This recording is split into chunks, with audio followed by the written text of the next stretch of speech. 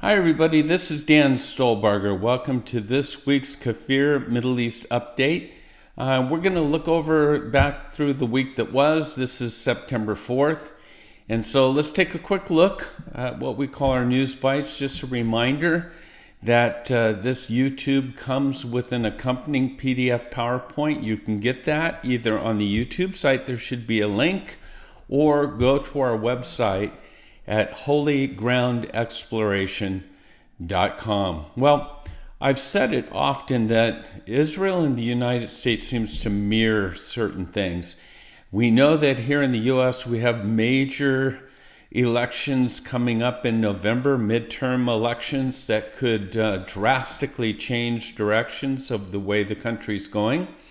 In Israel, of course, new elections for our prime minister. And kind of tracking whether it's left, center, right. A poll just came out that Jewish Israeli voters seem to be significantly moving rightward. Percentages of those who identify as right-winged has grown. In 2019, it was 46%, and today it's 62%. And so the left, the center seem to be shrinking, and we'll soon find what the results of all of this will be in November. Again, these are our news bites.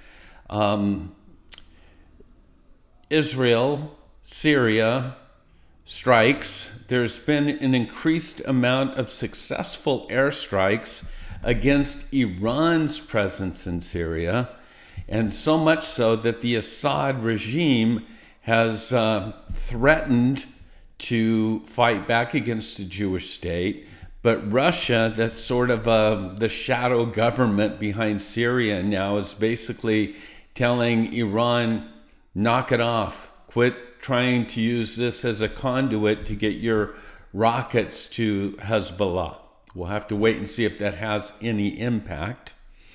And then back here to the U.S., 50 U.S. lawmakers, majority of them Democrats, by the way, have expressed an objection to the deal and the nuclear Iranian deal, and has demanded that the U.S. administration, the Biden administration, release the complete agreements to Congress so that Congress can review it. And finally, for all of you that have traveled to Israel before, and you know how crowded Ben Gurion can be, that's the airport. Ben Gurion Airport is awaiting a digital upgrade that will place it among the world's most advanced travel hubs. That's supposed to come early in 2023. I've read some things about it. I'm kind of excited to see how the lines will be dramatically cut down and the waiting times as well. So that's our news bites. Let's take a look at deep dive in some specific areas. Let's take a look at the so-called Iran nuclear deal. Some are saying it's the biggest gift ever to a terrorist country. Biden's new nuclear deal, again, as I said, what a gift.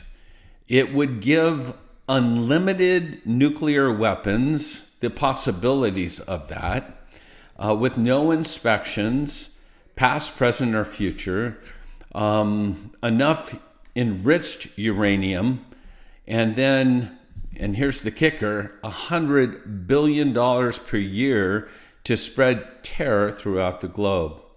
Now, despite the recent setbacks in all of this, news sources from Israel detailed that they believe this week will be done in a few weeks. Italy, by the way, we'll get back to that. No, let's take another Iranian sort of thing. Again, bottom line, I've given you some photos. That's why you want to get the PDF. But Lapid, the current acting prime minister in Israel, was rebuffed in his request to meet with Biden. Biden basically said, I'm on vacation, wouldn't even take a phone call. But Lapid has said that Tehran, from his understanding, that Tehran will receive $100 billion a year as a result of the sanctions when they are lifted.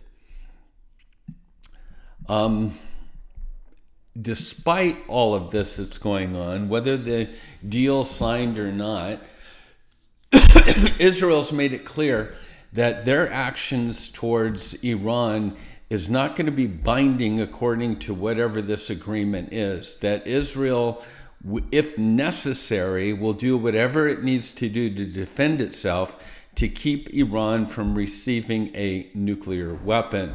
And so there's an article that I just read in the Jerusalem Post. Has the war already begun, was the question. And reports have been leaked that Israel has already sent their F-35, their stealth fighters, over Iran, that they've already penetrated Iranian airspace. And they've been knocking out, as I've said, thousands of precision-guided missiles that Iran is attempting to get to Hezbollah through Syria.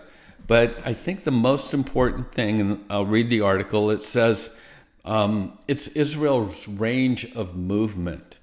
The F-35s have been seen in Iranian airspace. These are stealth fighters, which means they were able to evade Russian detection in Syria, Kurdish territories, as well as they had their overflight paths that went into Iran proper.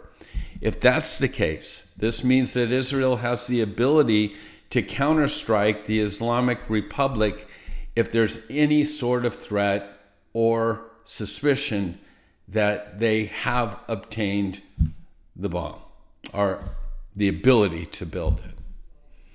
Let's see, what else? I think I mentioned the knock, knock, nobody's home. Lapid's trying to get a hold of Biden, and U.S. officials basically denied Lapid's request, just explaining that Joe's on vacation. He would take phone calls from any other head of state, but somehow Israel's being shoved to the background. Interesting, this is an article about Italy. And as you know, under Trump, we moved our embassy from Tel Aviv to Jerusalem. There hasn't been many others that have done that to date, other than the Abrahamic Accords. But a former deputy prime minister of Italy is now pledging that if their party's name's Lega, it's a right-wing coalition party. It has nearly 50% support in recent pollings, but he's basically, and they're expected to win a majority of seats in the elections coming in September 25th. He says upon winning that, he's gone on to say, we will absolutely move our embassy to Jerusalem. So it seems like the Italians are wanting to strengthen their relationship with Israel as well.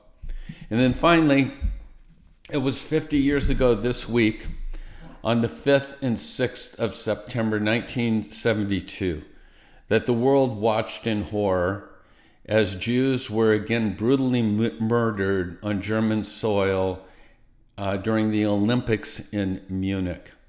8 Palestinian liberation terrorists using the cover name Black September tortured and murdered 11 Israeli athletes.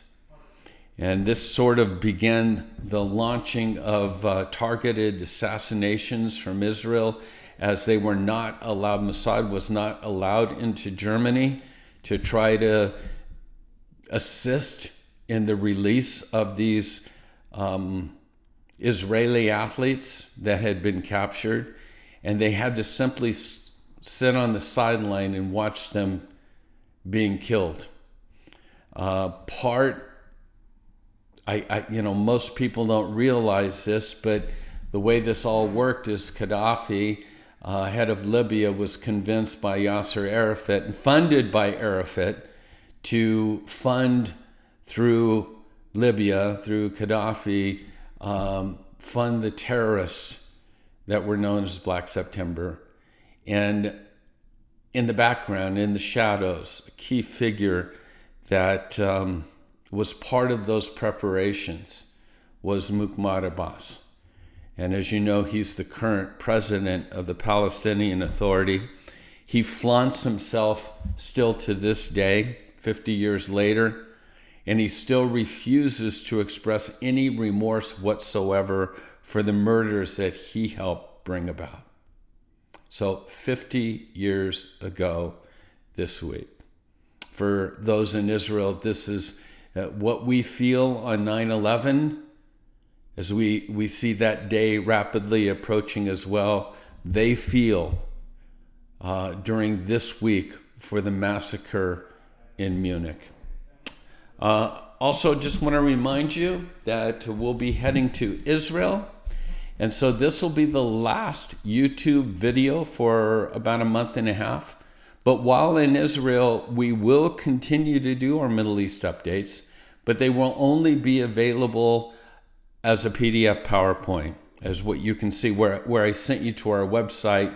I will put them on the YouTube page at all, but the video will be less than 2 minutes long because, again, it's more difficult to do that as we travel. And again, Israel, we'll be gone for about a month and a half.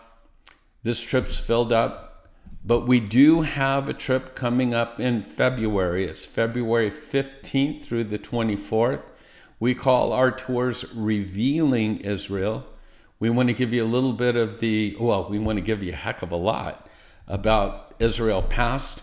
We want to give you a glimpse of the future of Israel, but we also want you to understand the Israel of today. So we call it Revealing Israel. Again, February 15th through the 24th. We're taking signups now. You can get all the information for this trip, sign-up forms, everything on our website. Again, holygroundexplorations.com. Excuse me. So with that, God bless you and shalom.